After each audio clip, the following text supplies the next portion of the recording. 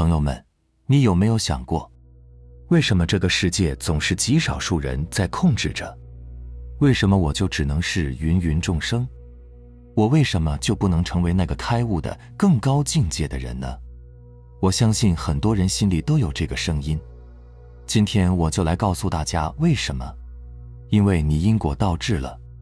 我们都觉得，因为我们看山是山，看水是水，所以我们才属于那个第一个层次的人，那个不开悟的人，着相的人。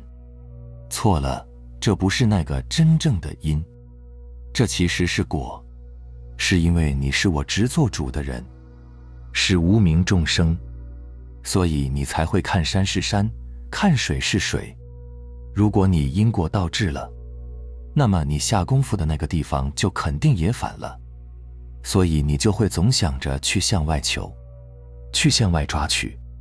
你求的所有其实都是树上的东西，比如你拼命地去获取知识，学习各种技能，以为这样就能帮你摆脱着相，变成能够透过现象看到规律、看到真相的高人，完成你的迭代升级之路，进入人生的下一个层次。但真相是有道无术，术上可求，有术无道止于术。所以我们不是因为看山是山，看水是水，所以我们才处在人生的第一个层次，而是因为我们活颠倒了，自己把自己的控制权给放弃了，交给了什么呢？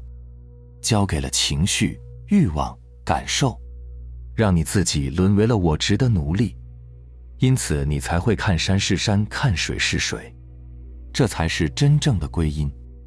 道德经里呢有一句话，反者道之动，弱者道之用。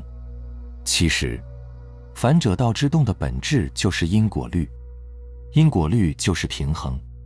所以道德经里还有一句话叫天之道，损有余而补不足，实际就是说阴阳是相互转化的，否则就无法维持平衡。就像人一生所追求的功名利禄，到最后就是一场空。而我们一生当中很多人都在犯这一个错误。我们的焦虑也一样，当你痛苦到极致，感觉已经失去希望的时候，转机反而很快就会出现。又比如人都是趋利避害地追求安全感，追求确定性，追求完美主义，这些其实本质上都是为了避免痛苦，但过度的趋利避害就会走向反面，一定会给我们带来痛苦。那么重点来了，我们失去一个东西的时候，又得到了一个什么呢？从因果律来说，比如你得了一笔财富，可能你失去的就是一份福报，而你遭受了一个损失，可能实际上是消了一个业。所以说一个事物在升起的当下，它的对立面就同时升起了。再比如我们在一个人面前说别人坏话，我们是不是就在释放一种负能量？当释放负能量的时候，这个因果就在形成，就是你在说是非的当下，就已经形成了对方对我们不再信任的这么一种局面。说是非者，必是是非人。你在别人面前说是非的时候，别人当下就不再信任你了。虽然你的话他可能会很认可，但实际上呢，他已经对你产生了不信任感，因为没有人会喜欢负能量的人。再比如，当我们正在因为自己的年轻貌美而得意的时候，那我们将来就必然要去承受人老珠黄带来的痛苦。除非在年轻貌美的时候，我们就不怎么在意和执着，那人老珠黄的时候，也同样就不会太在意。只要你特别在意年轻貌美，将来人老珠黄的时候一定会受伤，对吧？这就是一种平衡。上天给你一种快乐，一定会给你对应的痛苦。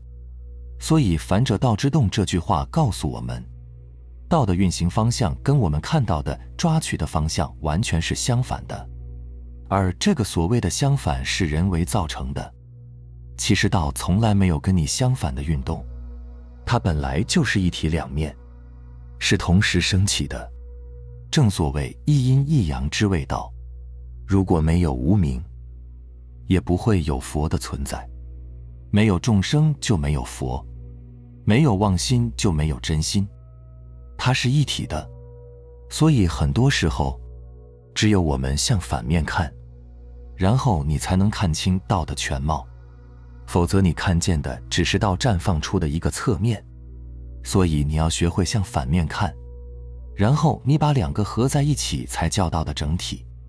就像刚才我们讲的，当你执着貌美如花的时候，你就必须接受人老珠黄给你带来的痛苦，这两个你必须同时要。你说我只接受貌美如花给我带来的快乐，但我绝不接受人老珠黄给我带来的痛苦，那绝对不可能，对不对？所以道的运行是非常微妙的，在发挥着作用。你理解这个，才能开始逐渐的悟道，消除对立，就能回归大道。只要你在对立面上看问题，就离道很远。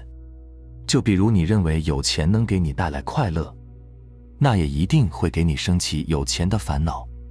可能有人就会说了，有钱能有什么烦恼？就拿一个最简单的例子来说吧，劫匪会去光顾一个没钱的人家吗？你看那些富豪为什么要雇保镖？因为他发现他的人生变得不安全了，对吧？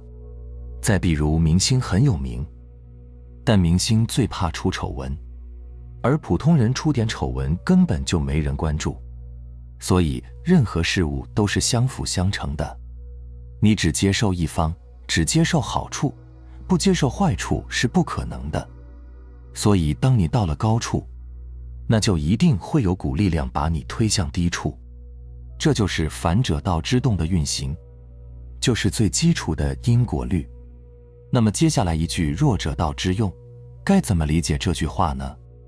弱者道之用就是说道的作用是微妙和柔弱的，柔弱并不是弱点，而是一种强大的表现。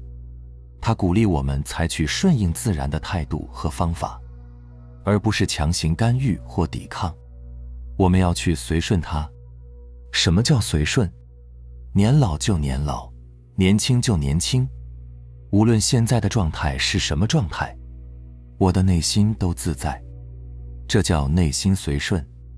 庄子也曾说过类似的一句话：若夫成天地之正，而欲六气之变，以游无穷者，彼且勿乎待哉？你可以将之都理解为万物不为我所有，但皆可为我所用，这就是无为。但我们总是追求各种方法解决自己的症状，寻找各种方法去提升，去赚钱。你会发现，你越是急于解决这个问题，这个问题反而越严重。所以你知道你的人生为什么会活得那么痛苦，那么累了吧？因为你的方向全部错了。方向一旦错误，越努力就越错。若想要突破现在的这个阶层，突破现有的维度，那么就一定要改变方向，从向外抓取变成向内生长。什么叫无为？无为的前提是无我。你的我执心太重，什么都想着为我抓取，特别执着于事物的结果，因为这个结果对我很重要，所以这个小我就会生出五毒七情，左右着你的生活。所以当你想获得的话呢，最好的方式就是付出奉献。要想拥有更多，最好的办法就是给予。全是反着来，获取的时候就像抓沙子一样，你用的力气越大，通过指缝流失的就越多，手里剩下的沙子就越少。所以无为呢，大家也可以理解为对万事万物不着力，顺势而为，柔弱胜刚强。因为是随顺的样子，不较劲，不对抗，所以你感觉它就是柔弱柔软的样子。只要不断地培养这种柔弱的随顺心，就能实现以弱胜强，以柔克刚。所谓的柔弱胜刚强，从来不是向上的胜，而是心上的转变。是心性光明的绽放，是大彻大悟的起点。同样，我们现在感觉不到道的存在，就是因为我们的心平时太刚硬、太执着了。我们动不动就不信这个邪。当一个人过于刚强的时候，他就会容易面临失败。一旦一个人失败了，这个人就好教育了。这就是人教人百言无用，事教人一次入心。为什么？因为这个时候他的心才开始变得柔弱起来。他嘚瑟的时候，你和他说大道是没有用的，他根本就不在道上，他离道很远。所以你看现在为什么修行的人越来越多？因为他们都从失败、从痛苦中开始渐渐地明白，一切的问题都出在这个刚强心、执着心上。好了，不知道你发现没有，我讲了这么多，是不是都在做一件事呢？就是指引着大家自己向内回归。回到哪儿去呢？回到那个本源，那个还没有显化的地方，就是老子说的道，就是那个众妙之门。你只管往那个方向去，无所求，无所得。有这个发心，是你能成为一个真正实修者的前提。这是个损之又损的过程。如果看了今天的内容，你能悟明白这一点，那么以后你自然就知道从哪里下手，从哪里下功夫了。你离开物，突破我执，完成由小我主导到真我主导的这个升级，才算是真正又进了一大步。我们的老祖宗也说过了，君子谋道不谋食，忧道不忧贫。其实归根结底还是向内回归。这也是为何在禅宗里面有一个心法，那就是突然吼一声主人翁何在，就是要让真正的那个你从这一刻开始，从肉体的你，从我执，也就是这个傀儡身上重新夺回你自己的控制权。明白了吗？